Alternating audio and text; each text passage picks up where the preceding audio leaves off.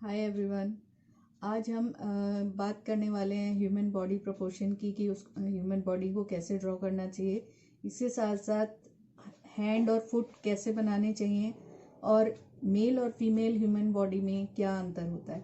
इसके अलावा फेस के बारे में भी थोड़ी सी जानकारी मैं आपको देने वाली हूँ जो काफ़ी इंटरेस्टिंग है।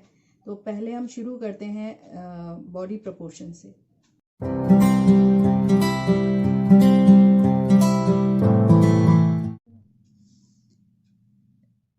बेसिकली जो आर्टिस्ट लोग ह्यूमन बॉडी को डिवाइड करते हैं वो 8 हेड्स के बराबर डिवाइड करते हैं, जो कि रेनेसां पीरियड से लिया गया है, जो कि ग्रीक आर्टिस्ट ने डिज़ाइन किया था।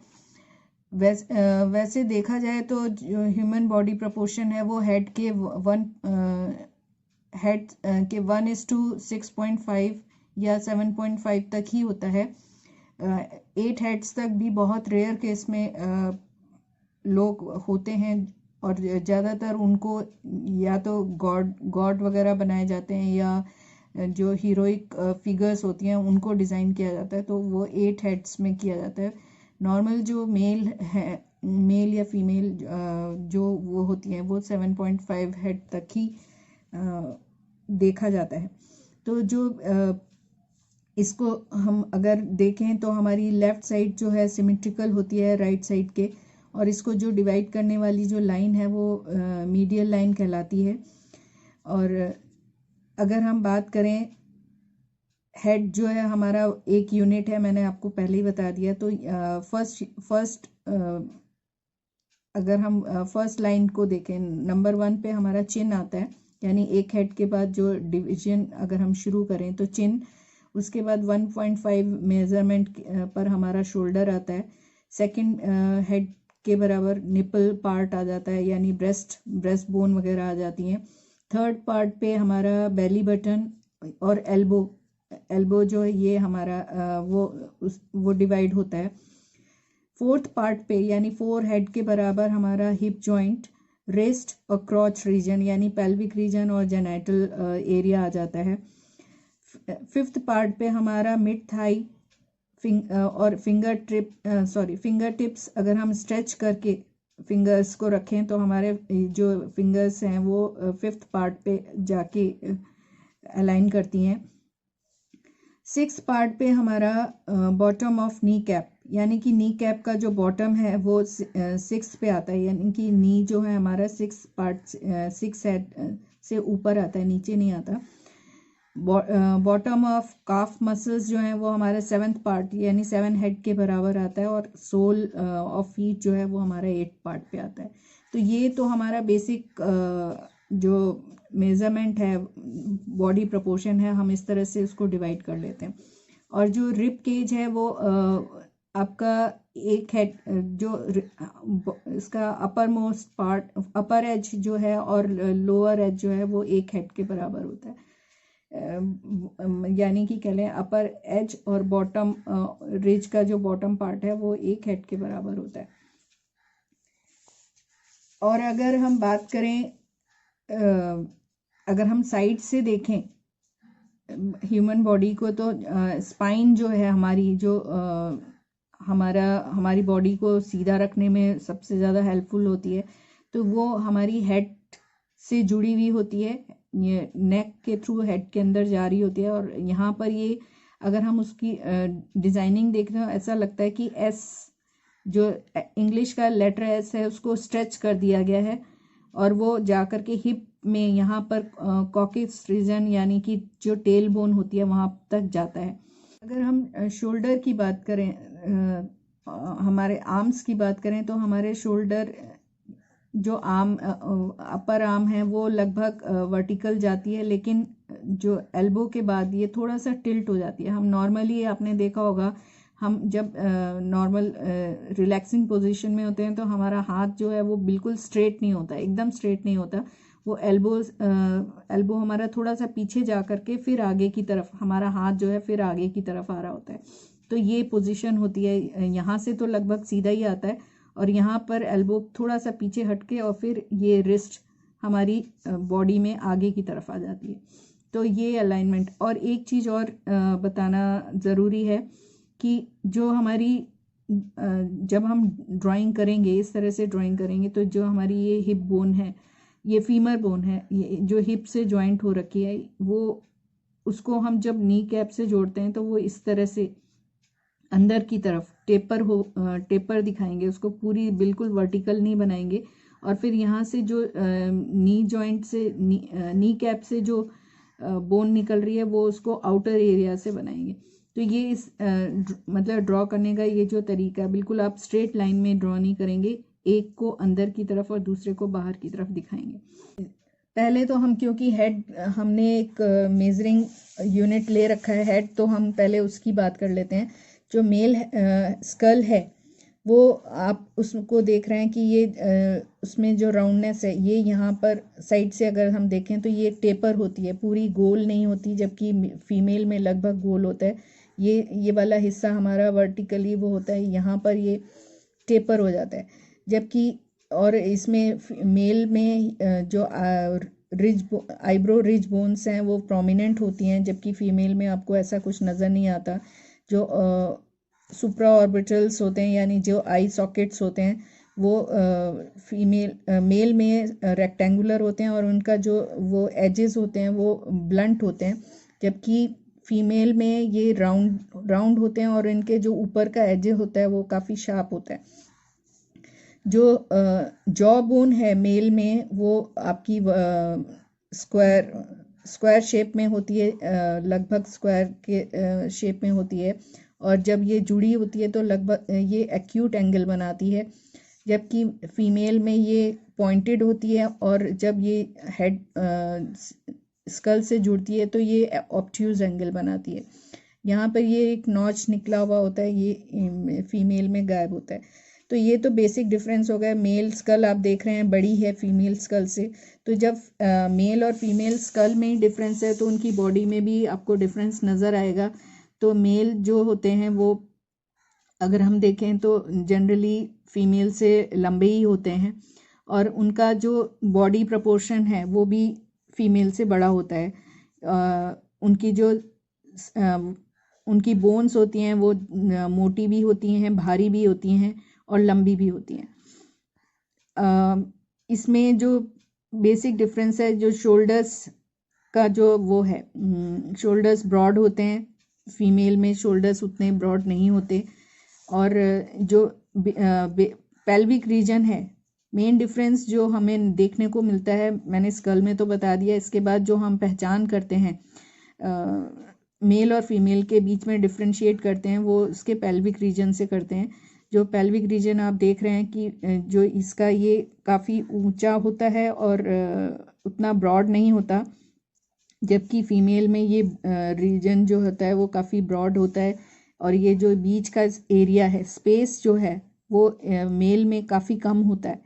और ये यहाँ से कोई इसमें आपस में इसमें कोई डिवीज़न नहीं होता, ये फिक्स होता है। जबकि फीमेल में जो ये इसकी जो पेल्विक बोन है वो यहाँ से इस जगह से एक कार्टिलेज से जुड़ी होती है, और जो कि प्रेगनेंसी के टाइम सॉफ्ट हो जाता है, और डिलीवरी के समय ये जो बोन्स हैं वो आपस में सेपरेट भी हो जाती हैं, ताकि जो बर्थ है वो आसानी से हो सके।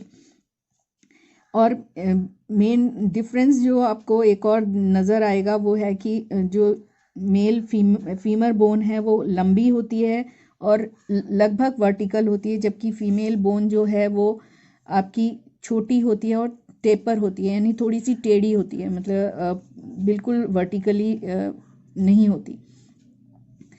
तो इन्हीं सब बातों से हम आपने देखा होगा फॉरेंसिक साइंस में, जब कभी फॉरेंसिक के जो लोग होते हैं वो इन्वेस्टिगेशन कर रहे होते हैं किसी भी केस की, तो वो जो पहचान करते हैं वो 85% स्कल से करते हैं, 95% उसकी बोन को देख करके, जो पेल्विक बोन है उससे पहचान हो जाती है कि ये मेल है या फीमेल है, और लगभग 80% के करीब ही आपकी जो वो है फीमर बोन और ये टिबिया फ्यूबुला को देख करके पहचान हो जाती है, क्योंकि ये जनरली लंबी होती हैं फीमेल से, क्योंकि फीमेल का जो टॉर्सो रीजन है वो थोड़ा सा लंबा बड़ा होता है मेल की अपेक्षा, क्योंकि आपको पता है कि जब प्रेगनेंसी के टाइम में बेबी को स्पेस चाहिए होता है, इस वजह से इसका जो टॉर्सो रीजन है वो लंबा होता है, बड़ा होता है, सॉरी। अब हम रिब केज की बात करें यहाँ पर, क्योंकि इतना दिखा पाना आसान नहीं, मतलब थोड़ा वो टिपिकल था, तो मैंने इसको अलग से आपको कलर्ड में दिखाने की कोशिश की है कि किस तरह से होती हैं। तो ये जो सेंटर में हमारा स्टर्नम है, ये जो येलो पार्ट आपको दिख रहा है ये कोस्टल कार्टिलेज होती हैं, और ये ब्लू कलर से मैंने रिब्स बनाई हैं। तो फर्स्ट से लेके 7 तक जो रिब्स होती हैं उसको ट्रू रिब्स कहते हैं, जो कि स्टर्नम से जुड़ी हुई होती हैं। लेकिन 8, 9, 10 ये फॉल्स रिब कहलाती हैं, क्योंकि ये 7th रिब से फ्यूज़ होकर के बनी हुई होती हैं। और जो 11th और 12th रिब होती है हमारी, वो हमारी फ्लोटिंग रिब्स होती हैं, क्योंकि वो बिल्कुल जुड़ी हुई, किसी से भी जुड़ी हुई नहीं होती। किसी किसी पर्सन के अंदर 11 रिब्स ही होती हैं, या किसी में 13 रिब्स भी होती हैं। तो ये इससे एज सच कोई फ़र्क नहीं पड़ता, ये बॉडी पे उसका कोई बुरा प्रभाव नहीं होता। अगर हम बात करें कि जो हमारा जो मेल अगर हम बात करें इसकी कि अगर हम लेंथ को देखें, पूरी बॉडी की लेंथ को देखें, और अगर हम अपने आर्म्स को स्ट्रेच करें, तो ये जो लेंथ, बॉडी की जो लेंथ है वो हमारे स्ट्रेच आर्म्स के बराबर ही आती है, लगभग बराबर होती है। हॉरिजेंटली कहना चाहिए कि हॉरिजेंटल लाइन हमारे वर्टिकल लाइन के बराबर होती है। तो अब हम बात करते हैं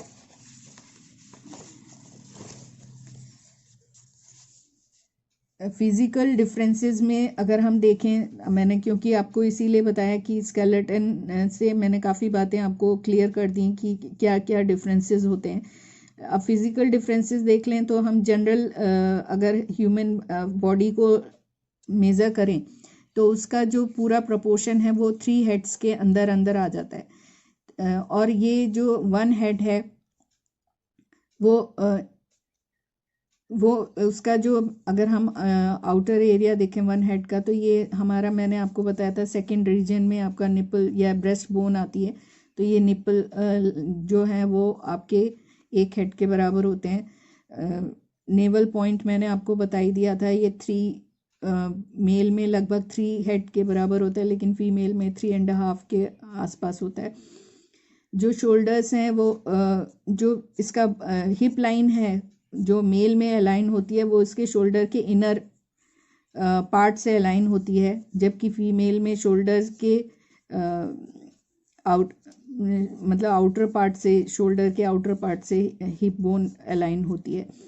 जो मेल बॉडी है अगर हम देखें तो वो एक ग्लास शेप में होती है, यानी कि जो उसके हिप रीजन और उसके टॉर्सो रीजन में कोई ख़ास डिफरेंस आपको नज़र नहीं आएगा। जबकि फीमेल की जो बॉडी होती है वो एक आपके आवर ग्लास की तरह होती है, जो कि आपने देखा होगा, इसमें रेत भरी होती है और वो गिरती रहती है, वो 1 आवर में कंप्लीट होती है। तो लगभग उसकी जो शेप होती है वो उस तरह की होती है। क्योंकि फीमेल का टॉर्सो रीजन बड़ा होता है, इस वजह से उसकी जो लेग्स का प्रोपोर्शन है वो थोड़ा सा कम होता है मेल की अपेक्षा। तो आइडियल मेल और फीमेल माने जाते हैं। अगर हम देखें कि जो उसके हिसाब से देखा जाए तो आइडियल मेल में जो टॉर्सो रीजन है वो लेग रीजन दोनों लगभग बराबर होते हैं, जबकि फीमेल में ये टॉर्सो रीजन बड़ा होता है लेग की अपेक्षा। और अगर लेडीज़ में लेग्स लंबे हों तो वो ज़्यादा खूबसूरत मानी जाती है। मैंने आपको पिछले वीडियो में भी बताया था कि हम जो अक्सर जो बच्चे गलती करते हैं कि वो हेड को इस तरह से बना देते हैं, बिल्कुल फ्लैट बना देते हैं, तो वो उस तरह से होता नहीं है, क्योंकि हमारे यहाँ पे ट्रेपेजियस मसल्स होती हैं जो कि हमारे हेड को संभालती हैं, जो कि नेक और मतलब शोल्डर्स में आकर के जुड़ी हुई होती हैं। तो ये जो मसल्स हैं, अगर ओवरलोडेड ट्रेपेजियस हैं, यानी कि जो बॉडी बिल्डर्स होते हैं उनकी ओवरलोडेड होती हैं, उनकी जो नेक है वो नाक के बराबर दिखती है, क्योंकि वो मसल्स इतनी फूली हुई होती हैं। जो एवरेज पर्सन होता है यानी एवरेज मेल होता है उसकी ट्रेपेजियस मसल्स जो होती हैं वो इस तरह की होंगी, और जो फीमेल है उसमें अंडर डेवलप मसल्स होती हैं। यानी आपने देखा होगा कि फीमेल्स की जो गर्दन है वो हमें लंबी नज़र आती है बजाय मेल के। वो इस वजह से ही होती है क्योंकि उनकी जो ट्रेपेजियस मसल्स हैं वो उतनी डेवलप नहीं होती। आपने कायन वुमेन देखी होंगी जो कि जिनको रिंग्स पहना दिए जाते हैं गर्दन में, सुंदरता के लिए उनके गर्दन में रिंग्स पहना दिए जाते हैं, जो कि लंबी गर्दन, जिसकी वजह से उनकी गर्दन लंबी हो जाती है, लेकिन उनकी जो ट्रेपेजियस मसल्स होती हैं वो ख़त्म हो जाती हैं, और जो ये जो रिंग्स हैं वो उनके शोल्डर को सप्रेस करके रिब केज को भी दबा देती हैं। अगर हम बात करें, क्योंकि बच्चे जो हैं अक्सर गलती करते हैं, बॉडी स्ट्रक्चर बना लिया अच्छे से, लेकिन उनको इस चीज़ का अंदाज़ा नहीं होता कि वो पैर कितने बड़े बनाए या हाथ कितने बड़े बनाए। तो जो हाथ है वो मैंने आपको पहले भी बताया था कि ये जो हैंड है वो आपका एक स्ट्रेच होने के बाद एक यूनिट यानी कि एक हेड के बराबर होता है, या फिर लगभग एक हेड के बराबर होता है। तो अगर हम आर्म को स्ट्रेच करके रखें तो हमारा ये जो लेग है वो यहाँ से लेके एल्बो से लेकर रिस्ट के बीच में आता है, यानी कि इसका जो मेज़रमेंट होता है वो 1.5 हेड के बराबर होता है। और अगर हम अपने आर्म को बेंड कर लें तो उसके अंदर का एरिया, क्योंकि बेंड करने पे हमारा आर्म छोटा हो जाता, थोड़ा सा छोटा लगता है, तो अगर हम वहाँ से अपने हाथ को मेज़र करें तो वो हमारा वन हेड के बराबर नज़र आता है। तो ये जो हमारा आर्म, ये पाम है वो रिस्ट और एल्बो के बीच में अगर हम बेंड करके रखते हैं तो उसके मेज़रमेंट के बराबर होता है। और अगर हम अपनी बॉडी को बेंड करें तो हमारा जो नी जो वो है, नी से लेके हील तक का जो पार्ट है वो बराबर होता है एल्बो से लेकर के फिंगर टिप्स तक, यानी ये दोनों मेज़रमेंट जो हैं वो इक्वल होते हैं। फुट ड्रॉ करते समय आप अगर फुट को बनाने के लिए एक ट्रायंगल ड्रॉ करें और उसमें 2 सर्कल इस तरह से, एक बड़ा सर्कल और एक छोटा सर्कल इस तरह से ड्रॉ कर लें तो आपको फुट बनाने में आसानी होगी। और फिर इनको जिस तरह से ये जोड़ा है मैंने, यहाँ से जोड़ के और यहाँ पे थोड़ा सा कर्व देना है, फिर ये यहाँ पे थोड़ा बाहर निकलेगा और फिर ये अंदर की तरफ जाते हुए, तो इस तरह से आप इसको फुट को डिज़ाइन करेंगे। अगर प्रोफाइल फेस में के साथ बनाना है आपको, यानी कि थोड़ा सा टेढ़ा अगर आदमी खड़ा हुआ है तो उस तरह से बनाने के लिए आप इस तरह से ड्रॉ कर सकते हैं। ये फिंगर्स बनाने के लिए आप इस तरह से कर्व ड्रॉ करके इस तरह से फिंगर्स ड्रॉ कर सकते हैं। ये अलग अलग थोड़े से पैर की पोजीशन बताई है मैंने। एक चीज़ ध्यान रखेंगे कि जो लेग फुट के अंदर जो बोन्स होती हैं एंकल के पास में, एक टिबिया और फिबुला, ये दो जो हमारी ऊपर से बोन आ रही हैं वो हैं, लेकिन उनकी जो पोजीशन है आपने देखा होगा, अगर एड़ी को ध्यान से देखें आप तो एक आपकी हड्डी ऊपर होती है और एक हड्डी नीचे होती है। तो ऊपर आपकी टिबिया है और नीचे फिबुला है। तो इस बनाते समय आप स्ट्रेट ना बनाएं, उसको थोड़ा सा डायगनली बनाएंगे तो ही आपका पैर ठीक लगेगा। और जब हम साइड से अगर लेग को देखें तो यहाँ पे आपको एक कर्व नज़र आएगा, यहाँ से लगभग फ्लैट होगा, फिर ये यहाँ पे कर्व आ जाता है, यहाँ से फ्लैट हो जाता है। तो ये बनाते समय ध्यान रखिएगा, कर्व फ्लैट फ्लैट कर्व उल्टा चलता है। और उसके बाद आपका जो ये है आपका फुट तो आता ही है। इसको मैं अभी बनाने का तरीका अभी आपको आगे बताने वाली हूँ। इससे पहले मैं हाथ का भी बता देती हूँ आपको कि जो हमारा हाथ है, मैंने आपको पहले भी बताया है कि जो हैंड है वो 1 हेड के बराबर होता है या थोड़ा सा छोटा हो सकता है।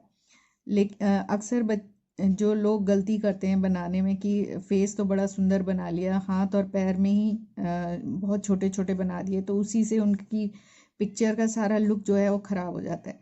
तो आपको इस बात का ध्यान रखना है कि जितना बड़ा आपका हेड है लगभग उतना ही बड़ा आपका हाथ होना चाहिए। और कर्व आप ये देख रहे हैं यहाँ पे, ये यहाँ से ऐसे आर्क बन रहा है, ये थोड़ा सा और बेंट हो जाता है और यहाँ पे आकर के आर्क जो है वो और बढ़ जाता है, क्योंकि आप देख रहे हैं कि ये जो हमारी सेंटर फिंगर है वो लंबी होती है, फिर उसके बाद इंडेक्स फिंगर उससे थोड़ी सी छोटी है, और ये आपकी जो रिंग फिंगर है वो उस लगभग इंडेक्स के बराबर ही होती है, और स्मॉल फिंगर तो है ही, लिटिल फिंगर जो है आपकी। थंब की पोजीशन आपकी ये होती है। एक चीज़ ध्यान रखेंगे हाथ बनाते समय कि हाथ उंगली को एकदम स्ट्रेट नहीं बनाना। आपको पता है कि इसके अंदर जो बोन होती है, हमारी 3 बोन होती हैं फिंगर के अंदर, और वो इस तरह से उनमें ये जो जॉइंट्स हैं वहाँ पर ये उभरा हुआ होता है। तो इस चीज़ का हमें, जब हम फिंगर ड्रॉ करेंगे तो हमें ये इस तरह से हमारे जो जॉइंट्स हैं वो उभर के आते हैं, तो इस चीज़ का ध्यान रखेंगे। और नीचे से क्योंकि यहाँ पे मांस होता है तो इस तरह ये यहाँ से राउंड हो जाती है, तो ये आपकी जो फिंगर है वो कुछ इस तरह से आनी चाहिए, ना कि एकदम फ्लैट आनी चाहिए। तो इस चीज़ का ध्यान रखेंगे आप। बाकी ये कुछ तरीके बताए हुए हैं कि हाथ को कैसे आप बना सकते हैं। मैं एक सिंपल हाथ बनाने का तरीका भी आपको आगे बताने वाली हूँ। पैर बनाने के लिए मैंने आपको बताया था, जैसे कि आप एक ट्रायंगल बना लेंगे और यहाँ पर एक कर्व सर्कल, सॉरी, और एक यहाँ पे सर्कल बना लिया हमने। अब हम इन सर्कल्स को जोड़ते हुए इस तरह से लाएंगे। यहाँ पर हमें थोड़ा सा कर्व देना है, फिर ये बाहर की तरफ निकलेगा और फिर यहाँ पे कर्व आएगा, और इस तरह से हम अपने पैर को ड्रॉ करेंगे। और यहाँ पे उंगलियां इस तरह से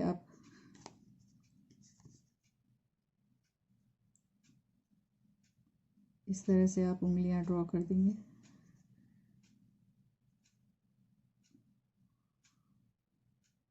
तो ये कुछ इस तरह से आपका पैर बन जाएगा। तो ये इस तरह से आप पैर आसानी से बना सकते हैं। यहाँ पे आप नेल भी इस तरह से ड्रॉ कर सकते हैं, जैसे यहाँ पर। इसी तरह से हाथ बनाना है, तो हाथ बनाने के लिए हम ये मैंने आपको पहले भी बताया है कि पाम और जो फिंगर्स होते हैं उनका रेशियो जो होता है इक्वल होता है, तो इस चीज़ का ध्यान रखेंगे। तो और ये आर्क मैंने बना दिया है ताकि आपको ध्यान रहे कि हमारी जो फिंगर्स की पोजीशन है वो किस तरह से होगी। और ये हमारा थंब को इस तरह से हम पहले रफ ड्रॉ कर लेते हैं। अब इसमें हम फिंगर्स ड्रॉ करेंगे, तो ये पहले आप लाइंस ड्रॉ कर लीजिए, उसके बाद जो आपकी फिंगर्स की शेप है उसको हम बाद में निकाल सकते हैं। तो ये करने के बाद आपको मैंने बताया यहाँ पे भी आर्क होते हैं हमारे, तो राउंडनेस आपको दिखती है, तो वो अब आप इसको प्रॉपर शेप दे दीजिए।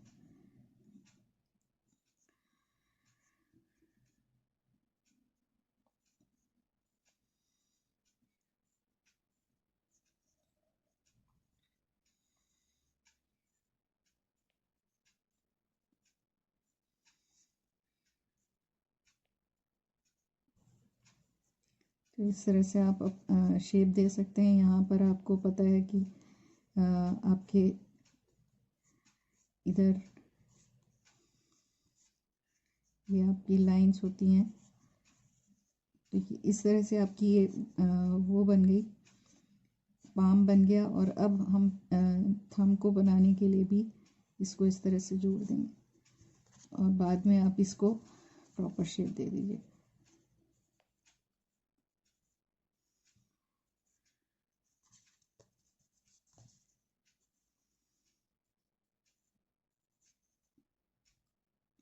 तो ये आप इस तरह से आप इसको शेप दे सकते हैं। तो ये आप इस तरह से हाथ और पैर बना लेंगे। अगर आपको स्केलेटन के बारे में जानना है कि हमारी कौन सी बोन कहाँ पर होती है, मैंने एक ये रफ डायग्राम बनाया है, बहुत अच्छा तो नहीं है, सिर्फ आपको समझाने के लिए कि कौन कौन सी बोन कहाँ पर होती है।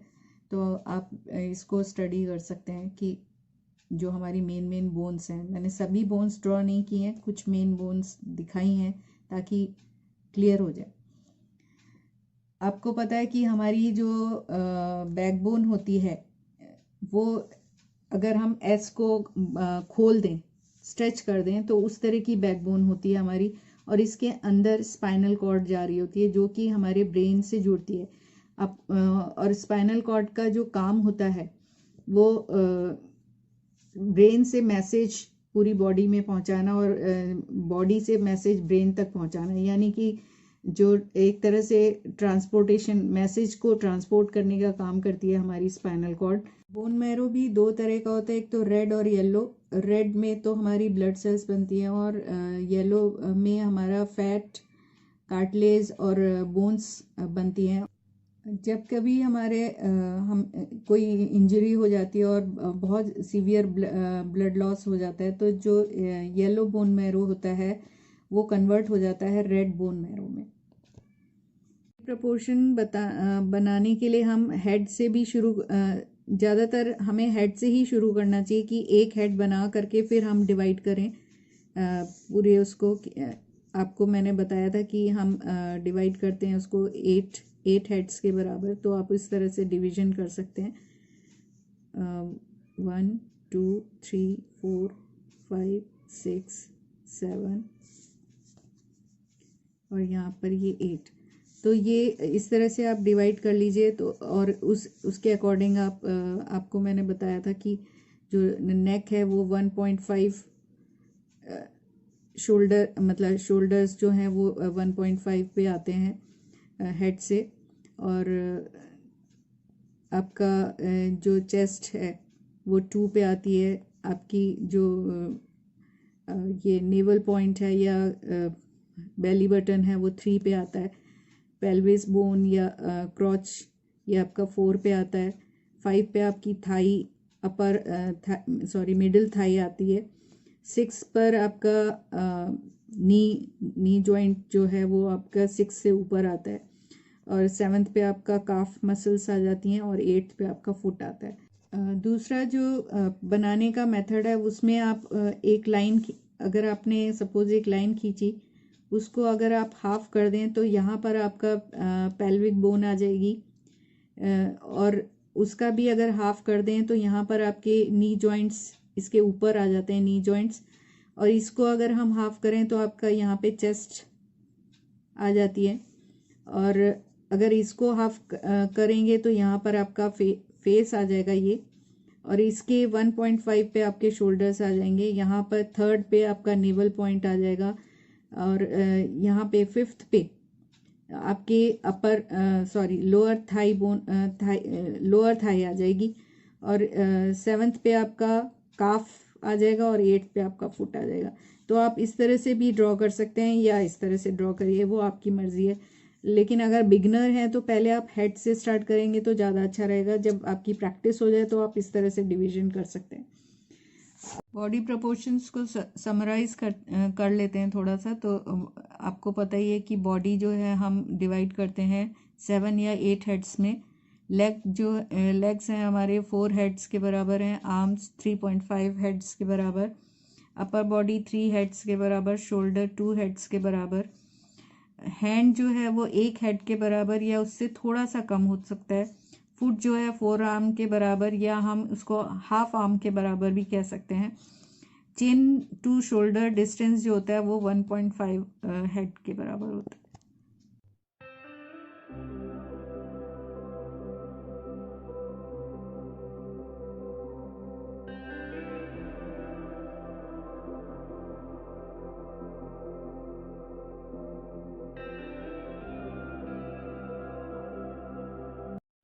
मुझे उम्मीद है कि आपको ये वीडियो पसंद आया होगा। अगर आया है तो please press the bell icon, share it with your family and friends, and subscribe my channel.